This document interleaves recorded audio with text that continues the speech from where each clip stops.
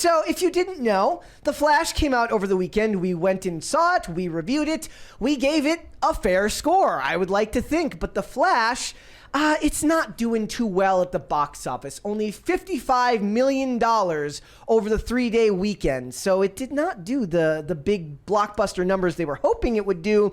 It made $64 million over the 4-day weekend because today is a holiday. Mm-hmm. So technically the weekend's not over yet. I think putting it out next to Spider-Verse was not a good decision. But it wasn't even next to it. It's 2 weeks later. I tried to get didn't even seats at Across the Spider-Verse this weekend, and it was packed. Spider-Verse didn't even beat Transformers in the second week. Like, Transformers won the second week of the Spider-Verse. I thought the Spider-Verse was going to win again. Like, was going to be number one 2 weekends in a row, but it wasn't. So, it has really good word of mouth, though, and it was packed this weekend for me. What I found funny is, like, they go through every explanation. Oh, we got a $20 one right there. Justin G said the birthday girl clip proves hoflation is real. Men must work twice as hard for women of half the quality in 2023. Thank the Lord I am married. I can't imagine being single in this generation. Yeah. Hoflation is real. The struggle is real, ladies and gentlemen. Trust me, every day. Every day. Look, for The Flash, this is one of those things, right? They blame everything but the actual reasons for why this movie failed. Like, they're like, well, it's because Ezra Miller couldn't do interviews. I don't think him doing interviews, I don't think it would have mattered. Maybe made it worse. I don't think it would have mattered. They spent big on trailers for this movie. They also say it was male heavy compared to Wonder Woman and Aquaman as to reasons why this movie didn't do well. They also blame, which I thought was really funny, they call it a deeper universe character. I'm like, basically saying it's not Batman, it's not Superman, it's not Wonder Woman, therefore it's a deeper universe character. I'm like, it had 9 seasons of a TV show. The same actor as the Flash appeared in Batman vs. Superman, both cuts, Justice League, both cuts. He showed up on Peacemaker. Like, you're not going to get me to buy that this has anything to do with the character not being well known enough. It's just... And also has the draw of every cameo you could possibly imagine. It's really just that DC is just, it's on a losing track record right now. It hasn't had a win in a long time. Black Adam didn't do well. This movie didn't do well. They're resetting the universe, so we don't have the benefit of actually having these characters connect to something later. Like, there's a lot of feeling that everything is up in the air, right? Like, why would I go see this when everything's going to be reset next anyways once James Gunn you said they're going to bring Ezra Miller back. I believe so, but whether that means he gets a movie, I don't think so. I think he'll appear in other productions. Mm-hmm. I think they'll keep him around for that, right? Sketch Therapy's right. He's been in multiple TV shows because there was the John Wesley Shipp TV show back in the 90s. Is the SAG strike actually happening now? All they've done is they've authorized the ability for the strike to happen. Okay. So it has not started yet. They have not voted on it yet, but they voted on whether they would approve it if it got voted on. Has a SAG-AFTRA strike ever happened before? I'm sure it has. I don't know the history of that. Because actors are so much more desperate than writers. Think so? They'll just work whatever. Yeah, they'll take anything. Yep. So look, $55 million. It made $130 total because it made $75 million overseas. Look, they just don't mention the bad track record that DC is on right now. Like, all the stuff that they talk about here, they talk about how late night shows have gone dark because of the writer's strike. Therefore, they couldn't promote the movie. I'm like, is anybody going to see a movie? Was Ezra Miller going to be invited on those late night shows? Well, no, they would have had Michael Keaton. Exactly. They would have Michael Keaton go do that. So look, they said I want Ezra Miller to go on SNL. That would be hilarious. What would an Ezra Miller SNL skit look like? I need him to do a skit with the non-binary cast member of SNL. They could do it together. Yeah. That'd be amazing.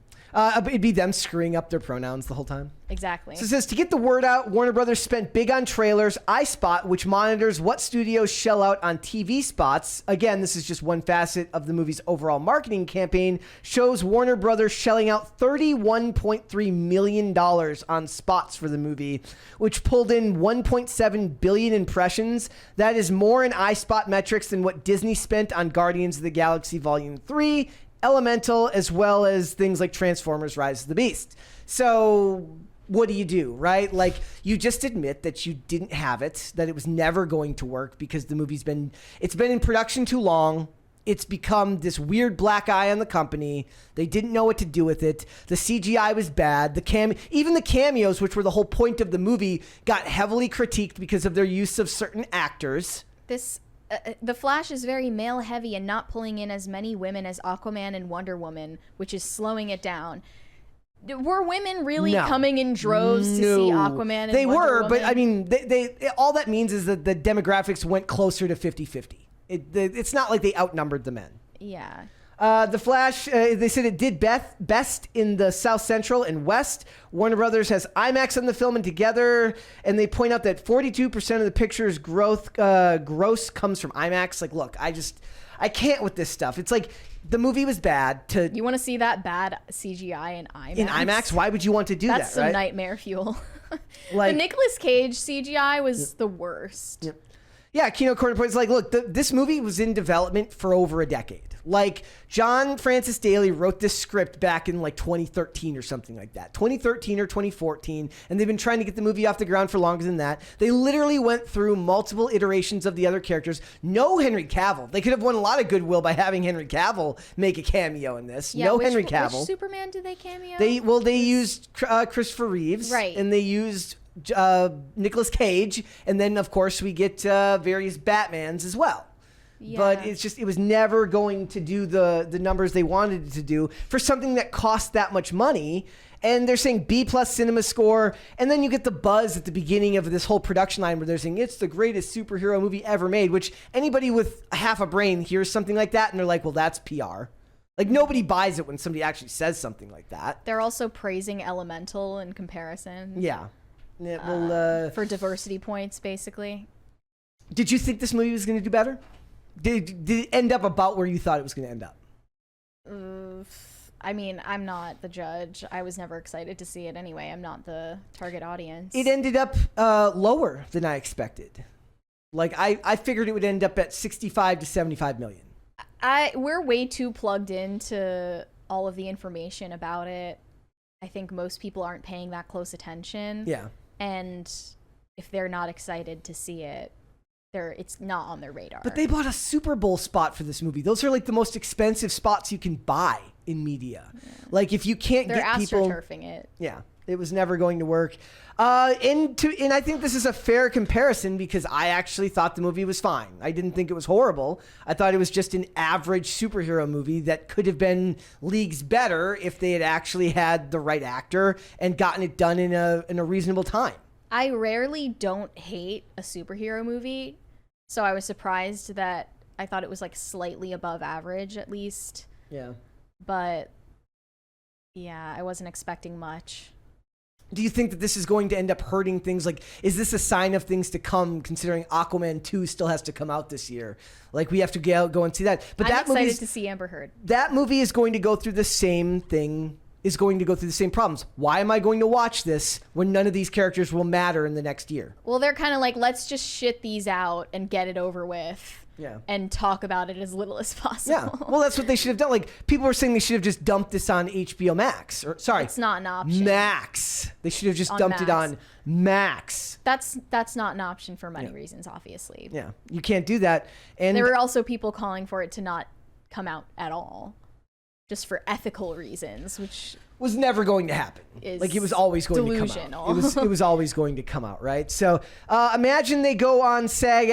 Imagine SAG after it goes on strike, then nobody on the film can do any promotion at all. So they're using that as like a cautionary tale, basically saying like, hey, studios, give us what we want, or we're going to go on strike and none of your movies will get to be promoted. SAG isn't going to strike. You don't think so? No. Kino Corner, what do you think? Will SAG go on strike?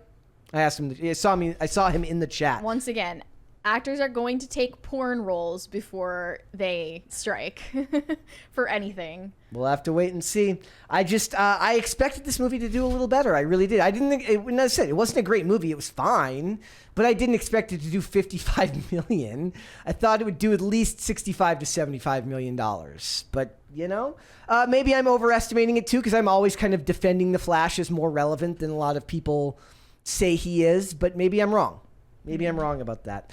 Either way, guys, we will end up seeing what goes on with this. If you guys didn't go see it, I would recommend probably waiting for HBO Max, just because the bad special effects will look less bad on a smaller TV. You're not going to want to see that No. in IMAX. And you're also not going to want to see it sober. So... Nerd, they're saying, SAG, Kino Corner says he hopes that they strike. SAG plus WGA strike would be based. Why would that be based? Why would that be based, Kino Corner? We're going to have to know. And then other people... Shut it down. Shut it down. Well, shut down the industry. And maybe Zaslav should have just canceled this movie. I don't know. But I don't think you can do that with a movie that costs as much money as this one did. And with the amount of ads that I saw on this movie, I wouldn't be surprised if the budget for ads was as much as the film. So we're not talking about the 1.5, budget time, or like budget times 1.5. I'm thinking this is 1.5 times 2, budget times 2 seems like that's what this would have actually cost to make, given how much promotion I saw for this movie and how suspiciously little I saw of Ezra Miller, because they were afraid of coming up to him and being like, Ezra, are you a left-handed choke slammer or a right-handed choke slammer when you're beating up women? Or what if they had like, Ezra, we've heard that you choke slam women with your right hand but throw chairs with your left hand. That's pretty quirky. Hypothetically could have coached him, like they could have media trained him with some scripted responses for those types of questions. Yeah, but they can't prevent them from continually asking them, and then eventually it gets to be too much. And then what they want is the exasperated answer, the one that slips out after it's like, because they do like 10 of those appearances a day, right? When you go through these media scrums, they go from one interview to the next interview. They don't care about the first one. They know you're going to be composed for the first one, but once you get to they'll wear you down. Once you get to booth 9 and somebody's like, so tell me about it. Is it just women from Iceland that you like choke slamming, or is it just women in general? And then he loses it. And then, or it'd be even funnier if they had only have male interviewers for him because they're afraid of him having he's sitting in a chair across from a woman, something bad could happen. He also just doesn't have the mental fortitude to do that at this stage. Like he's that unhinged. He was definitely wearing a mask when he was doing that short interview with the studio just on the red carpet. Yeah. He seemed like he had been drugged and media trained very specifically for scripted questions, scripted answers. And he was talking differently than he usually talks in those. I know you didn't notice it, but I didn't notice it. It almost seemed like he was trying to sound like flamboyant and put on a gay accent. He also he did sound very, very sedated to me. Like when he sounded tired. So he wouldn't have even been capable of doing a media circuit if they wanted him to. And then they got to have Michael Keaton there. He's getting old. It's not like he's a spring chicken. By interview 9, he needs a nap. Thanks for watching. Listen to full episodes of Pop Culture Crisis on Spotify. Keep up with us on social media and make sure you subscribe and ring that bell so you never miss the show. Bye, guys.